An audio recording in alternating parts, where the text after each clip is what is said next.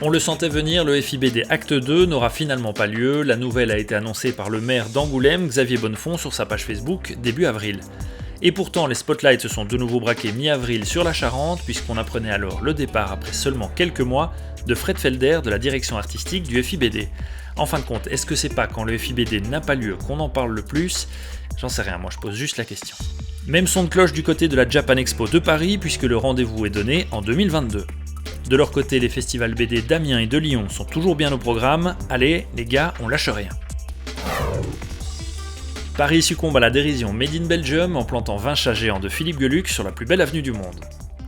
Dans les 20 sculptures, j'aborde des thèmes différents avec des sujets qui, certains, vont être interpellants.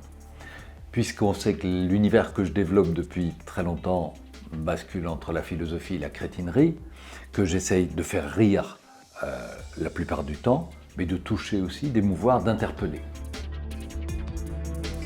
Près des Champs-Élysées, la galerie Hubert-Ibren présente parallèlement une exposition d'œuvres inédites, dessins, toiles et sérigraphies. L'exposition s'appelle Le chat déambule parce que l'exposition va voyager. Pour l'instant, avec le poids qu'elles font, c'est plutôt le public qui déambule devant le chat. Après un long périple, ils rejoindront Bruxelles en 2024 pour l'inauguration du musée du chat et du dessin d'humour. La société Blind continue de faire parler d'elle avec ses projets de BD audio. Après Brooklyn 62 du regretté Michel Koeniger, Jazz Ménard et Carthago, c'est maintenant au tour de la série mythique L'Enfeuste de Troyes de se prêter au jeu de l'adaptation audio. Au casting, on retrouvera Gérard Darmon pour la narration ou encore Jacques Chamblon, le célèbre Merlin de la série Kaamelott, pour ne citer que. Bon, je vous préviens, c'est sans alcool. Mais évidemment, c'est sans alcool!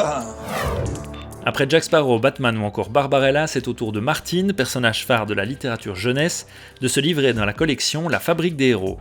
Cette éternelle petite fille de 10 ans, tantôt à la plage, tantôt sur son vélo, tantôt malmenée sur Facebook, se livre sous la plume de Laurence Boudard, dans le livre Martine, une aventurière au quotidien, paru aux Impressions Nouvelles. 128 pages pour devenir incollable et vous la péter lors de vos prochaines réunions de famille.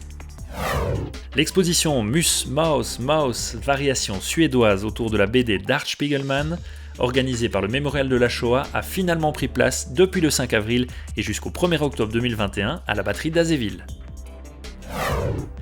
À Bruxelles et sur le web, la galerie Comic Art Factory vous propose plus d'1 millier de dessins originaux et de planches de BD.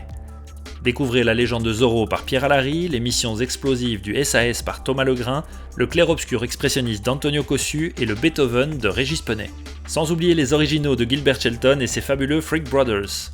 Les planches originales de BD et le plaisir de collectionner, c'est sur comicartfactory.com.